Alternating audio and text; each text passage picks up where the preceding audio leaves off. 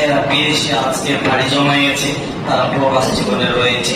এই বাংলাদেশের জন্য কত টাকা দিয়ে বিদেশি ভাইয়েরা আমাদের জন্য পাঠায়, এদেশ টাকা তারা টিকিয়ে রেখেছে।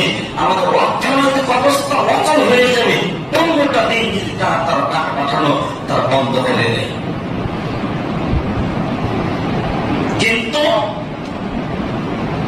আমাদের কিছু দরবেশ বাবানা রয়েছে, বিভিন্ন দূতাবাসে আমাদের প্রবাসী ভাইদেরকে আসার সময় কত রকম করে হ্যারাসমেন্ট করতেছে, তাদেরকে কত অপমানিত করতেছে, ঘন্টার পর ঘন্টা তাদেরকে দাঁড়িয়ে রাখতেছে, কত রকম ভাবে হয়রানি করতেছে তাদেরকে। এমনকি শুধু তাই নয়, তাদের মৃত্যু যখন আসছে, ব্যাগগুলো যখন আসছে, যখন তাদের খাটনগুলো আসছে, তারা বিদেশ থেকে আসার সময় মায়ের জন্য, বোনের জন্য, স্ত্রীর জন্য, ছেলের জন্য, বন্ধু বান্ধবদের জন্য বিভিন্ন রকম যখন মাল সামানাগুলো তারা নিয়ে আসছে, সেখান থেকে তারা কেটে কেটে বের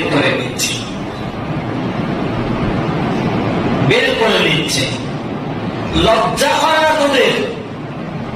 তোদের লজ্জা হওয়া দরকার। তোদের চাকর নয়, তাই হচ্ছে তাদের চাকর, কারণ তাদের টাকা নিয়ে তোদের বেতন চলে। আমরা আজকে স্পষ্ট বক্তব্য দিতে চাই, তাদেরকে চিহ্নিত করুন, ধরে ধরে তাদের শাস্তির আওতায় নিয়ে আসুন। তাদেরকে চিহ্নিত করুন যারা এই সমস্ত খারাপ কাজের সাথে জড়িত, অবৈধ কাজের সাথে জড়িত। কেন তাদের ব্যাগ কেটে কেটে চেক করা লাগবে? আজকে অত্যাধুনিক, আজকে প্রযুক্তির যুগ, আজকে তথ্য প্রযুক্তির যুগ, আজকে তার কারণের মধ্যে হাতটা ঘুরাই দিয়ে ধরা পড়ে যাবে অবৈধ মাল আছে কি নাই।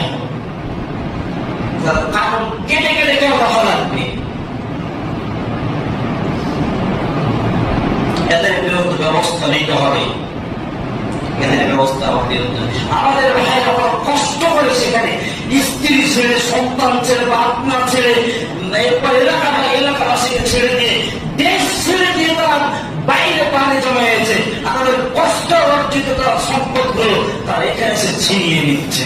কত ভাইয়েরা হাই ক্লাস করতেছে, তারা বেহুশ হয়ে যাচ্ছে তাদের সব জিনিসগুলো নিয়ে যাওয়ার কারণে, কারণ তারা কষ্ট করে অর্জন করেছে সম্পদ গুলো। বিশেষ করে এই ঈদের মৌসুমে সব বাড়িতে আসতেছে, আর এই সময় এই সমস্যাটা বেশি দেখা দিচ্ছে। তাই আমাদের একটাই বক্তব্য, এদেরকে ধরুন, চিহ্নিত করুন, শাস্তির আওতায় নিয়ে আসুন।